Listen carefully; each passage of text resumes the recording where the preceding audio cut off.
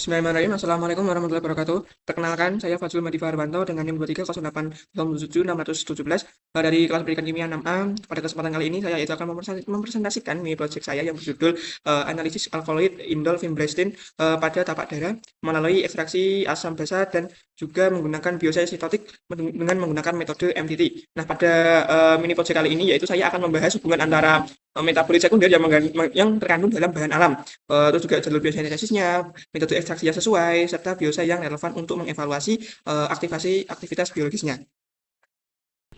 Baik, kita lanjut ke profil bahan alamnya.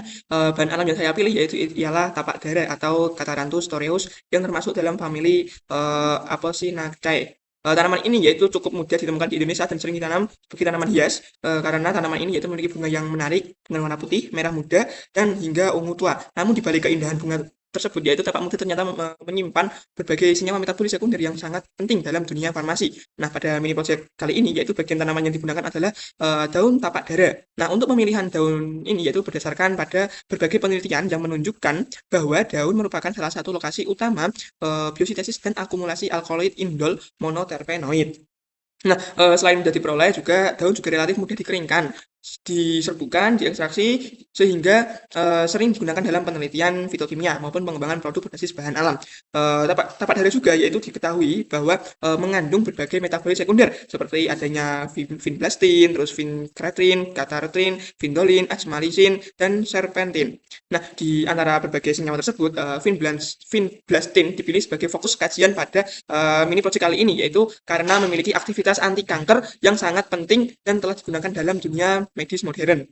Baik, selanjutnya yaitu metabolit sekunder utama. Metabolit sekunder utama yang menjadi fokus kajian adalah vinblastine. Pada vinblastine yaitu termasuk ke dalam golongan alkaloid indol monoterpenoid, yaitu kelompok senyawa yang terbentuk dari kombinasi jalur biosintesis indol dan terpenoid. Senyawa yang secara struktur vinblastine yaitu merupakan hasil penggabungan antara dua prekursor utama yaitu antara catrantin dan vindolin. Nah, struktur vinblastine ini yaitu memiliki beberapa cincin aromatik dan atom nitrogen yang menyebabkan senyawa ini bersifat basa lemak. Keberadaan atom nitrogen tersebut menjadi salah satu faktor penting yang memengaruhi sifat kimia mulai dari metode ekstraksi dan aktivitas senyawa biologis ini. Nah, dari sisi farmakologi, vinblastine yaitu memiliki aktivitas sebagai agen anti kanker, memiliki mekanismenya yaitu mekanisme kerjanya adalah dengan berikatan pada protein tubulin yang berfungsi membentuk mikrotubulus selama proses pembelahan sel. Nah, ketika pembentukan mikrotubulus terhambat, sel kanker tidak dapat menyelesaikan proses mitosis secara normal. Akibatnya, pertumbuhan sel akan terhenti dan sel akan mengalami kematian terprogram atau secara apoptosis. Nah, karena mekanisme tersebut, makanya vinblastine telah digunakan dalam terapi berbagai jenis kanker seperti ada leukemia, limfoma Hodgkin, limfoma non-Hodgkin, terus juga ada kanker testis dan beberapa jenis kanker lainnya. Oke, selanjutnya yaitu kita lanjut bagian jalur biosintesis vinblastine. Jalur biosintesis vinblastine yaitu melalui jalur biosintesis yang cukup kompleks ya guys ya. Pada proses biosintesis awal oleh dua senyawa prekursor utama yaitu triptamin dan sekologanin. Nah, pada triptamin yaitu berasal dari asam amino triptofan melalui jalur indol, sedangkan pada sekologanin berasal dari jalur terpenoid. Oke, kedua senyawa tersebut yaitu kemudian mengalami reaksi kondensasi hingga terbentuknya streptosidin yang merupakan prekursor utama berbagai alkaloid indol monoterpenoid pada tapak darah. Oke, selanjutnya yaitu streptosidin, yaitu mengalami serangkaian reaksi enzimatik hingga menghasilkan dua senyawa penting yaitu catharantin dan vindolin. Nah, kedua senyawa ini inilah keduanya akan bergabung menjadi bentuk vinblastine. Melalui jalur biosintesis ini menunjukkan bahwa pembentukan vinblastine dalam tanaman ini melibatkan banyak tahapan. membentukkan fibrostin, yaitu melibatkan banyak tahapan dan enzim hingga kandungannya dalam tanaman relatif rendah. Hal ini juga menjadi salah satu alasan mengapa vinblastine memiliki nilai yang tinggi atau nilai ekonomi yang tinggi dalam industri farmasi. Oke, selanjutnya yaitu rencana ekstraksi asam basa. Berdasarkan sifat kimianya, metode ekstraksi yang dipilih adalah ekstraksi asam basa. Karena apa? Karena pemilihan metode ini bukan hanya berdasarkan kebiasaan penelitian, tetapi didasarkan pada karakteristik vinblastine, sehingga alkaloid yang mengandung atom nitrogen dan bersifat basa lemah dalam kondisi asam, vinblastine akan membentuk garam alkaloid yang lebih mudah larut karena dalam fase polar. Kemudian larutan dibiasakan kembali menggunakan basa sehingga alkaloid berubah menjadi bentuk basa bebas yang dapat dipisahkan menggunakan pelarut organik seperti kloroform. Nah, pada tahap ekstraksi dimulai dari pengeringan daun, penyerbukan simplisia, maserasi, penggunaan etanol 70%, pengasaman menggunakan HCl, pembasahan lagi menggunakan NH4OH, setelah itu diekstraksi dengan kloroform dan diakhiri dengan penguapan pelarut untuk memperoleh ekstrak yang kaya vinblastine. Nah, metode ini dipilih karena mampu meningkatkan selektivitas pemisahan alkaloid dibandingkan menggunakan ekstraksi menggunakan satu jenis pelarut saja. Dengan demikian, metode ekstraksi yang digunakan yaitu memiliki hubungan yang kuat dengan struktur dan sifat kimia senyawa vinblastine tersebut ya. Oke, baik. Selanjutnya yaitu rencana uji aktivasi atau biosay. Nah, setelah ekstrak tadi diperoleh, langkah berikutnya adalah mengevaluasi aktivitas biologisnya.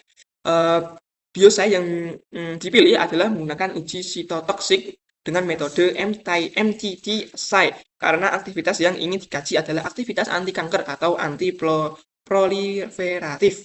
Nah, prinsip metode MTT atau MTT adalah mengukur viabilitas sel berdasarkan penggunaan kemampuan sel hidup mereduksi larutan MTT kemudian menjadi kristal formazan berwarna ungu. Nah, semakin banyak sel yang hidup, yaitu semakin tinggi absorbensi yang akan dihasilkan. Sebaliknya, apabila ekstrak memiliki aktivitas sitotoksik yang kuat, nah jumlah sel hidup akan menurun sehingga absorbensinya juga akan menurun. Nah, pada pengujian ini, sel kanker diberi perlakuan dengan berbagai konsentrasi ekstrak vinblastine. Setelah diinkubasi dan penambahan MTT, setelah itu akan diabsorbensi diukur menggunakan microplate reader. Nah, data yang diperoleh kemudian akan digunakan untuk menghitung presentase viabilitas sel, presentase inhibisi, dan nilai IC 5000. Nah, nilai IC 5000 50 ya, merupakan parameter penting yang menunjukkan konsentrasi ekstrak yang mampu menghambat pertumbuhan 50% populasi sel kanker. Nah, semakin kecil nilai IC50, semakin kuat aktivitas sitotoksik atau suatu ekstrak tersebut. Selanjutnya yaitu analisis kritis dan alasan ilmiah saya. Nah, terdapat yaitu hubungan yang sangat erat antara struktur senyawa, metode ekstraksi, dan biosay yang dipilih. Oke, struktur vinblastine yang saya gunakan pada kali ini yaitu mengandung atom nitrogen yang menyebabkan senyawa ini bersifat basa lemah. Sifat inilah yang menjadi dasar penggunaan metode ekstraksi asam basa karena memungkinkan pemisahan senyawa secara lebih selektif. Oke, selain itu juga aktivitas biologis vinblastine sebagai anti kanker juga berkaitan langsung dengan kemampuan menghambat polimerisase mikrotubulus melalui interaksi dengan protein tubulin. Karena target yang kita pilih atau yang kita amati adalah aktivitas sitotoksik terhadap sel kanker, maka dengan metode MTT menjadi pilihan yang paling relevan. Namun demikian juga kajian ini yaitu memiliki beberapa keterbatasan. Oke, mini project yang kali ini saya lakukan itu masih berbasis studi literatur, sehingga belum bisa menghasilkan data eksperimen secara real atau secara langsung. Nah, selain itu juga kandungan vinblastine dalam tanaman dapat dipengaruhi oleh berbagai faktor, seperti adanya varietas tanaman, terus ada kondisi lingkungan, umur panen, dan metode ekstraksi yang digunakan. Nah, oleh karena itu, penelitian lanjutan seperti isolasi senyawa murni, identifikasi menggunakan instrumen analitik, serta pengujian secara in vivo atau di dalam laboratorium masih diperlukan untuk memperkuat hasil kajian. Oke, selanjutnya itu kesimpulan pada mini project kali ini. Nah, berdasarkan kajian yang dilakukan, dapat disimpulkan bahwa tapak darah atau tumbuhan tapak darah merupakan sumber alkaloid indol monoterpenoid yang penting, terutama pada senyawa vinblastine-nya yang memiliki potensi anti kanker yang bisa dikatakan sangat tinggi ya teman-teman. Vinblastine disintesis melalui jalur biosintesis yang kompleks dengan melibatkan pembentukan triptanin, sofolagonin, ada streptosidin, katarantin, dan yang terakhir itu ada vindolin. Nah, karakteristik vinblastine yaitu sebagai alkaloid yang bersifat basa lemah, mendukung penggunaan metode ekstraksi asam basa yang lebih selektif dalam penggunaan senyawa target tersebut. Nah, sementara itu juga metode MTT atau SI dipilih sebagai biosay yang paling relevan karena mampu mengevaluasi aktivitas sitokosik melalui pengukuran visibilitas sel dan nilai IC50 juga. Nah, dengan demikian terdapat hubungan yang erat antara struktur kimia, biosintesis, metode ekstraksi, dan aktivitas biologis vinblastine sehingga senyawa ini yaitu berpotensi untuk terus-menerus berkembang sebagai kandidat obat anti kanker berbasis bahan alam. Oke, sekian presentasi dari mini project saya. Kurang lebihnya mohon maaf. Wassalamualaikum warahmatullahi wabarakatuh.